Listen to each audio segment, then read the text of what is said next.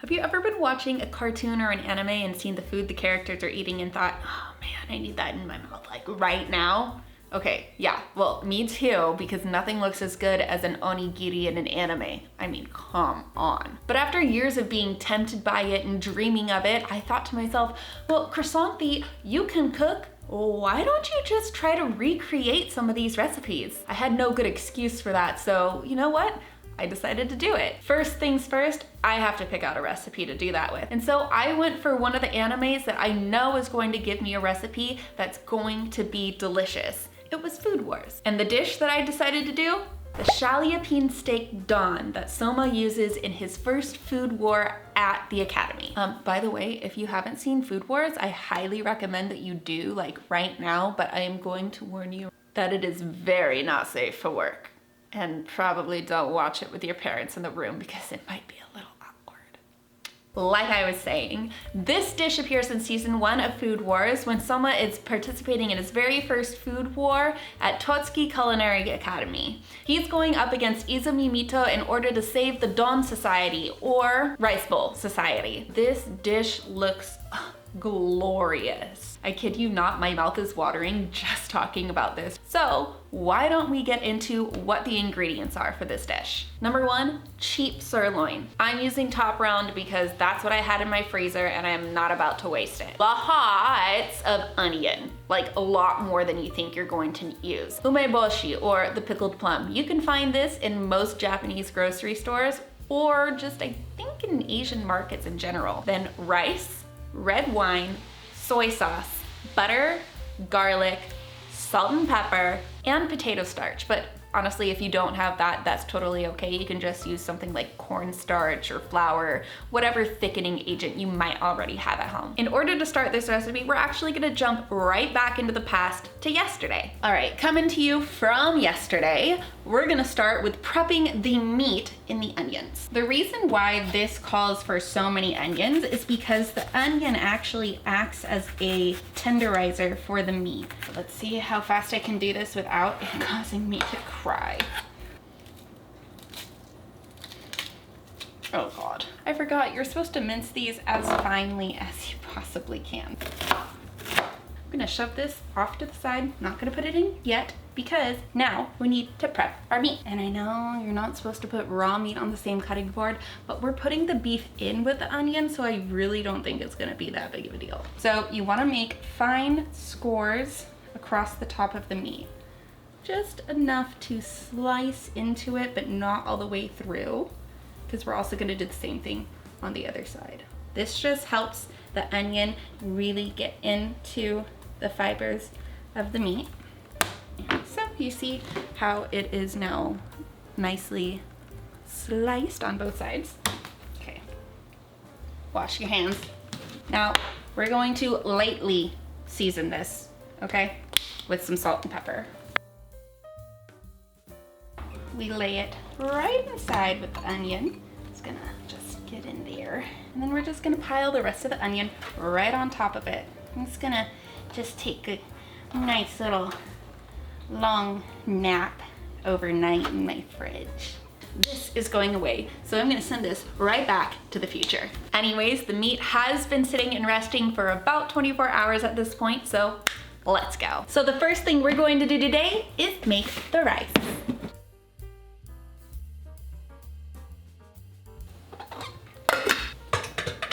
So while the rice goes, I'm going to pull out the steak because we're gonna let it sit at room temperature for about 15 minutes before we cook it. So this is the meat that we let sit overnight. You'll see that it kind of discolored the onions around it, but that's just the juices just kind of got seeped in there. Don't worry, we cook it all together, so it's going to be fine. It might look gross, but it tastes delicious after it's cooked. If you hear something bubbling in the back, that is the rice cooker, so do not worry, there's no bombs going off in this house. At least I don't think there are. While I wait, I'm going to cut up my butter. This recipe uses a lot of butter, so be prepared. Also, while I wait, I'm gonna get me like 2 cloves of garlic right here. I'm gonna mince that up, throw it in with the onions, and it'll wait until we're ready to use it. So let's toss in some butter. 2 tablespoons. Oh, hear that? Mmm, the sizzle. That is nice. Get my steak right in there. So I'm going to let this fry for about 5 to 6 minutes on this side, then I'll flip it and do the same. Hopefully that gives me the tenderness level that I want, because I'm shooting for medium rare, because I feel that's the only way to eat a steak. It's been about 5-6 minutes. I'm gonna flip it. Ooh, there's some color on that. Mmm.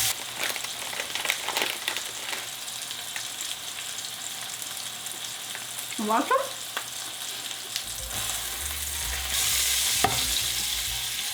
So my steak is done. Let's flip it over. Oh, yes. And I'm gonna put it right over here. Let it rest while we prepare the onion. More butter. You guys should smell this kitchen right now. My God. What's really nice about this recipe too is that really all of the cooking happens in one place. I mean, except for the rice. Now it may look like a lot of onions, which it is.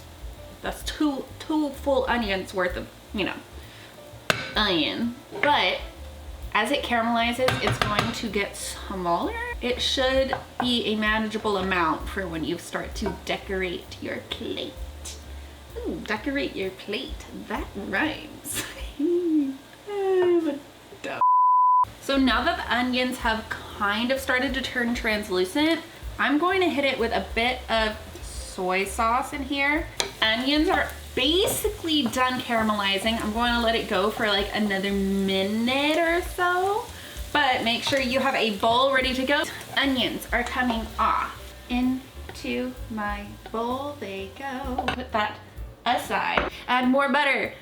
Yay, butter! About another 2 tablespoons. With the butter melted, we are now going to add soy sauce. And we're actually going to let that caramelize as well. Also, add in whatever juices came out of your steak while you let it rest. Just for that extra hit of umami. Now we go in with our red wine.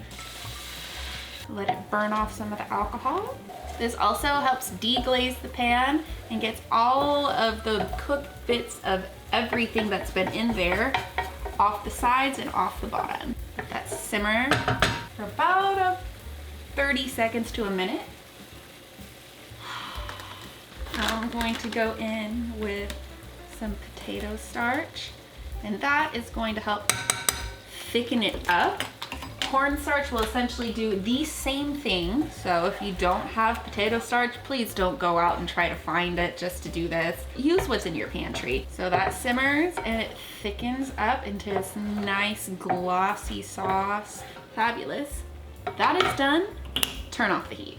Now we're gonna deal with the umeboshi, also known as a pickled plum. Now, if you have never had umeboshi, give it a little bit of a tiny taste because it is kind of strong, very salty, pretty sour, and may be a little bit too much for some palates. Now, I'm very fortunate because my father-in-law actually makes his own umeboshi. As you can see here, this is what I'm working with.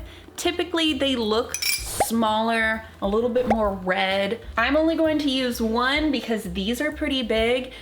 Typically, they're a lot smaller, so maybe 2, 3, depending on your tolerance. But you're going to then grab it and mash it into a paste. So I have that ready, and now I'm going to mix it into my already prepared rice because I started that at the beginning, so it should be done by now. It's nice and piping hot, so be very careful. I'm going to just scrape my plum in there and just use this cutting motion. You can kind of see the plum in there. Now for the fun part, the plating, which might look really bad because that is my weak point. Okay, so I lied. We forgot to cut up the meat. Okay, it came out more medium than I hoped. As a reminder, this is what we're trying to replicate, so I am going to try and match that as I plate it.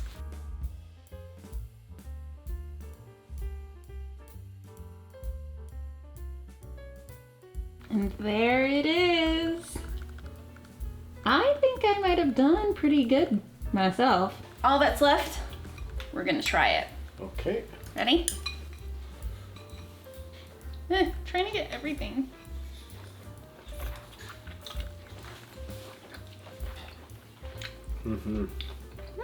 The glaze is really good.